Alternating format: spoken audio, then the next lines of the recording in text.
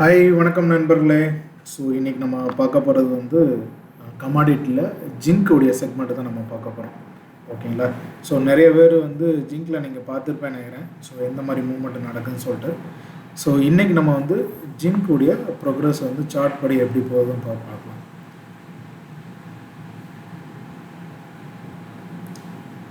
So ஜிங்க்கில் வந்து first வந்து நம்ம மந்த்லி சார்ட் போய்க்கலாம். ஸோ தட் அப்போ தான் நமக்கு ஈஸியாக வந்து குயிக்காக நமக்கு என்னென்னு தெரியும் அப்டேட்டு வந்து.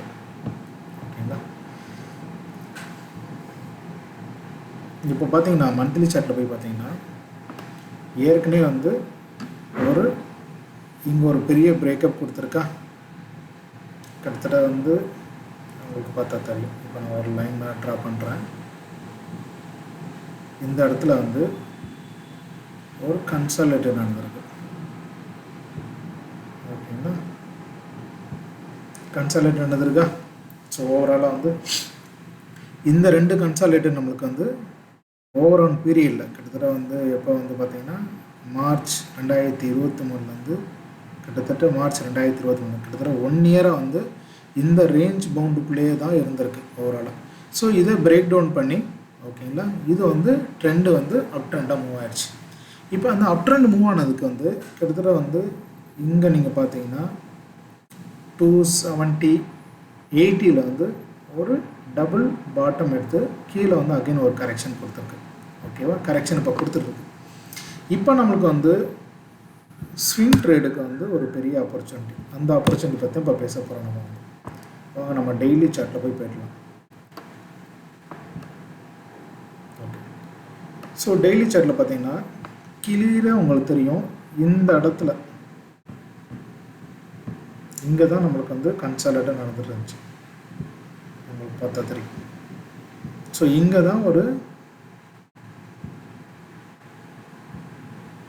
கிட்டத்தட்ட ஒரு கன்சாலிடேட்டட் நடந்துச்சு கிட்டத்தட்ட லாஸ்ட் 1 இயராக. ஸோ இந்த லாஸ்ட் 1 இயராக கன்சாலிடேட் நடந்ததில் எப்போ பிரேக் டவுன் ஆகிருக்கு, ஏப்ரல் 2024 வந்து பிரேக்கப் ஆகிடுச்சு. பிரேக்கப் ஆகி ட்ரெண்டு வந்து அப் ட்ரெண்டில் மூவ் ஆச்சு. இங்கேருந்து அப் ட்ரெண்ட் மூவ் ஆகி டைரெக்டாக அங்கே வந்து என்ன ஆயிருக்கு, இங்கே ஒரு இடத்துல ஒரு ஸ்டாக்னட் ஆயிருக்கு. ஸ்டாக்னட் ஆனோடனே இங்கே இடத்துல திரும்பி வந்து ஒரு கரெக்ஷன் கொடுத்துச்சு. எவ்வளோ தூரம் கரெக்ஷன் கொடுத்துருக்குன்னா நீங்களே பார்க்கலாம். எவ்வளோ பர்சன்டேஜில் 0.5% கரெக்ஷன் கொடுத்துருக்கா. அஸ் பர் ஃபிபொனாச்சி படி கரெக்டாக அங்கே கரெக்ஷன் கொடுத்து திரும்பி மேலே போச்சு. திரும்பி மேலே போச்சு. இந்த இடத்துல இருந்து திரும்பி வந்து ஒரு டபுள் டாப் எடுத்துகிட்டு திரும்பி வந்து கீழே அதே லெவலுக்கு வந்திருக்கு. நம்ம எங்கே 0.5% வந்திருக்கோ அதே ஸ்டேஜில் தான் இப்போ திரும்பி வந்து மார்க்கெட் வந்து நிற்கிது. ஓகேங்களா? ஸோ இது வந்து அன்டில் அன்லஸ் இதை வந்து பிரேக் டவுன் ஆகாத வரைக்கும் நம்மளுக்கு வந்து மேலே போகிறதுக்கு தான் நிறைய பாசிபிலிட்டி இருக்குது. ஓகேங்களா? ஸோ இந்த இடத்துல வந்து ஒரு கோல்டன் ஆப்பர்ச்சுனிட்டி ஃபார் ஸ்விங் ட்ரேடுக்கு வந்து. ஓகேங்களா? ஸோ எப்படி நான் சொல்கிறேன்னா, இந்த ஸ்விங் ட்ரேடை வந்து நீங்கள் வந்து இப்போ நீங்கள் என்ட்ரி எடுத்தீங்கன்னா, ஃபார் எக்ஸாம்பிள் இன்றைக்கி ட்ரேடுக்கு அப்ராக்சிமேட்டாக சொல்கிறேன்.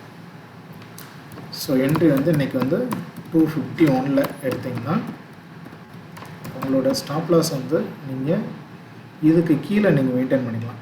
இந்த லோவுக்கு கீழே. ஓகேங்களா? கிட்டத்தட்ட 247 வச்சுங்களேன்.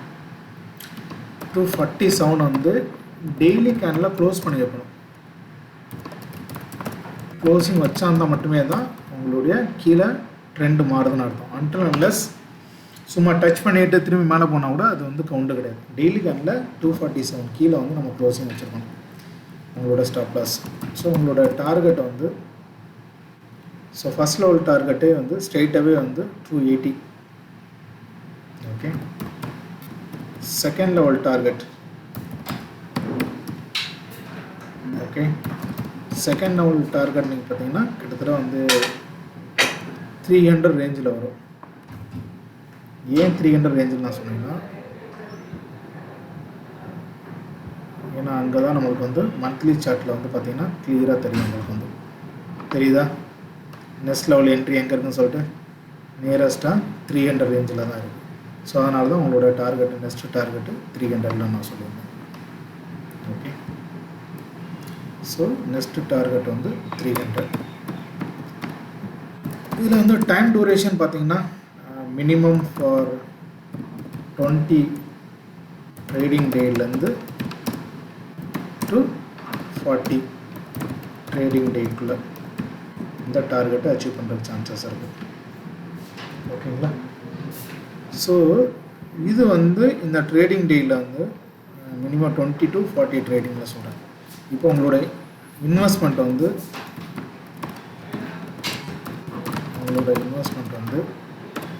2 lakhs. ஏன்னா இது வந்து நீங்கள் ஃப்யூச்சர் எடுக்கிறீங்க. ஸோ ஃப்யூச்சர் எடுத்தால் உங்களோட இன்வெஸ்ட்மெண்ட் 2 lakhs இருக்கும். உங்களோட ஸ்டாப் லாஸ், சப்போஸ் உங்களோட ஸ்டாப் லாஸை ஹிண்ட் பண்ணால் கூட 4 பாயிண்ட். ஸோ 4 into 5,000, ஏன்னா ஒரு பாயிண்ட் வந்து 5,000 rupees. So 20,000 minus 20,000. இதே உங்களோட டார்கெட் பார்த்தீங்கன்னா கிட்டத்தட்ட 280, கிட்டத்தட்ட 29 பாயிண்ட்ஸ். கிட்டத்தட்ட உங்களோட ப்ராஃபிட் வந்து